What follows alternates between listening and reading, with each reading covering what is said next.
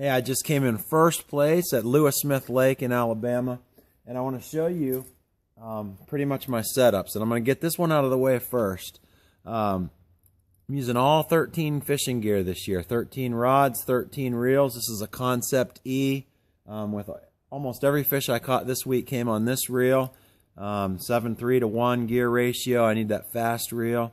And this is the first bait that I didn't really talk a whole lot about, but I only weighed in one fish. But guess what? Every single fish I weighed in counted. This is an old Lure Jensen buzz bait. I caught several fish on it.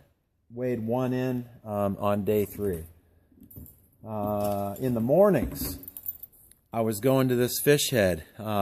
Fish head 1/2 ounce, the number 3 silver willow blade, albino color, and a D Shad. This is the best minnow imitating soft plastic on the market by far. You can see how flexible it is. It's always perfect, never bent in the package or anything. You pull it out, it's ready to go.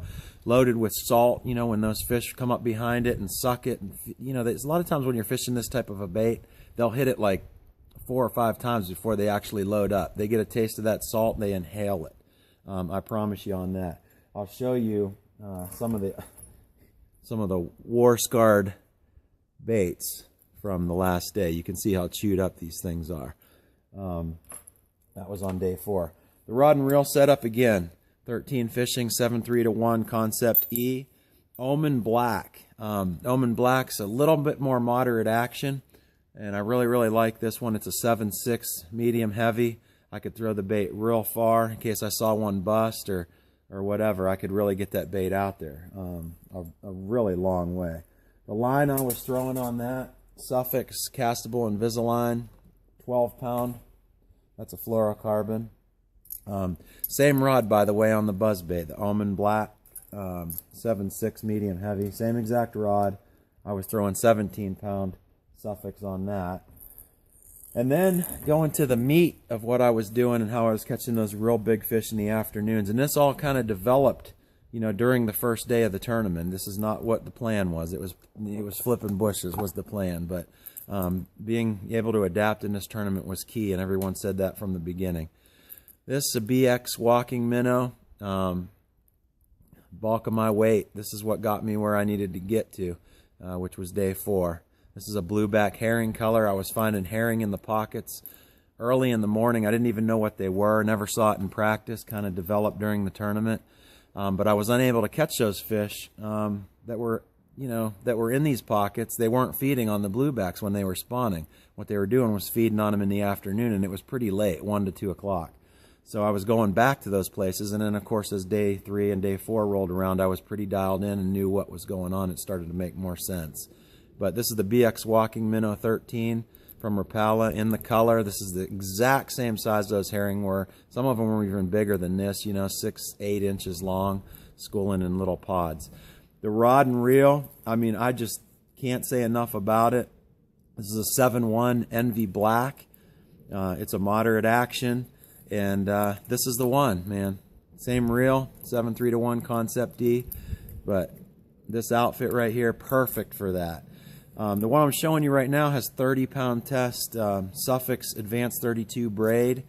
And that's what I switched to on day 3 because I lost so many fish on day 1 and 2. Should have had about 22 pounds, 24 maybe on day 1, and approaching 30 pounds on day 2. Lost an 8-pounder and 4 over 5, and one of them was like 6.5. So, but that day I was using the 12-pound test mono Suffolks, and you know, I was using thinner hooks and everything like that, and I decided to go to some beefier hooks. It was a size 5 round bend VMC. These are extra strong short shanks. When I switched to the braid, those are the hooks I was using. And by the way, those are the ones that come on this particular bait. So back up to the stronger hooks with the braid to keep them out of those bushes. And I wasn't even setting the hook. If you go back and watch the footage, I'm reeling, and I'm being able to see those fish with really good solar back glasses. I could see, sometimes I saw them before I cast, but a lot of times they would just show up after I made a cast to those bushes. So real key. I did have to mix it up we're going to be honest here. We use different baits. You don't always catch them on what you want to catch them on. This bait right here, greatest bait in the world. This is what got me there. I mixed in some other baits as the tournament progressed. I caught every single one on this on day 1. I think I caught 3 on it on day 2, 1 on day 3, and then the Bomber Long A came into play on the last day.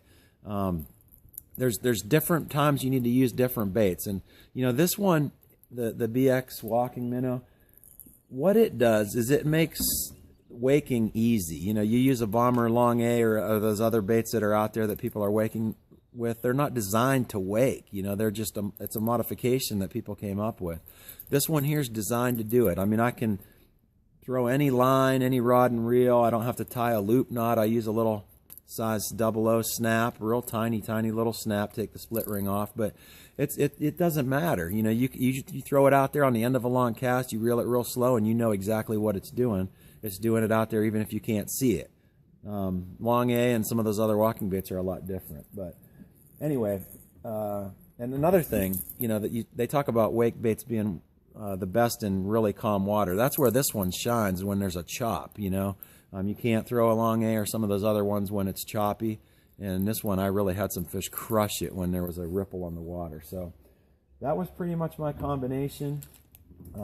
Here's a look at the D Shads.